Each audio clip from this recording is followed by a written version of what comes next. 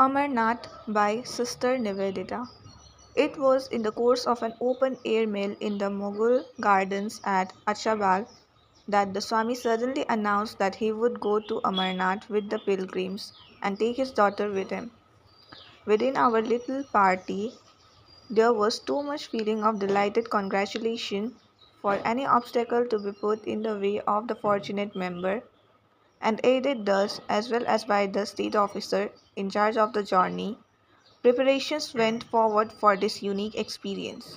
Kashmir seemed in those weeks to be full of pilgrims.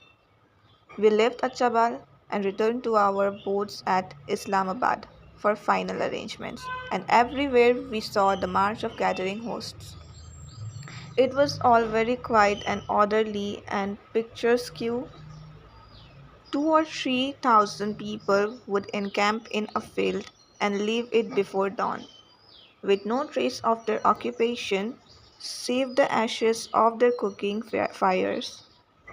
They carried a bazaar with them, and at each halting place, the pitching of tents and opening of shops took place with incredible rapidity. Organizations appeared to be instinctive. A broad street would run through the middle of one part of the camp, and here one could buy dry fruits, milk, dals, and rice. The tent of the Tehsildar, with that of the Swami on one side and my own on the other, was generally placed near some advantageous spot for the lighting of the evening fire, and thus his neighborhood tended to form a social center.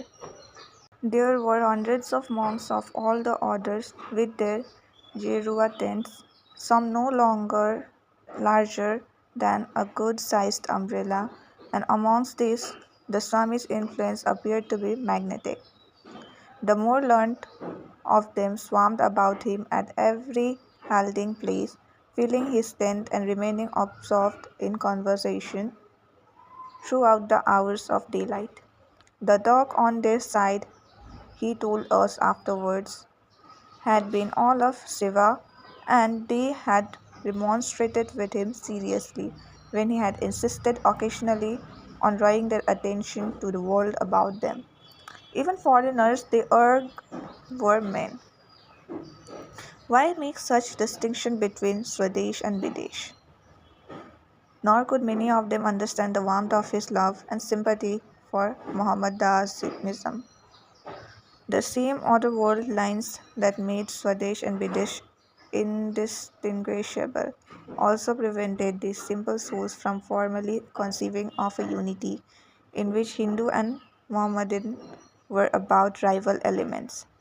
The soil of the Punjab, they argued, was drenched with the blood of those who had died for the faith. Here, at least, let him practice a narrow orthodoxy. In answer to this, as became one who was in fact an anachronism of the future, the Swami made those practical concessions of the moment that were expressive of his love for the brethren, and drove his principles home to their minds with the greater force and vehemence. But as he told the tale of his warm discussions, the foreign mind could not help, with some amusement, noting the paradox that the Tehsildar himself and many officers and servants of the pilgrimage had been Mussulmans, and that no one had dreamed of objecting to their entering the cave with the Hindu worshippers. On the ultimate arrival at the shrine, the Tehsildar came afterwards, indeed with a group of friends, begging formal acceptance by the Swami as disciples, and in this no one seemed to find any incongruous or surprising.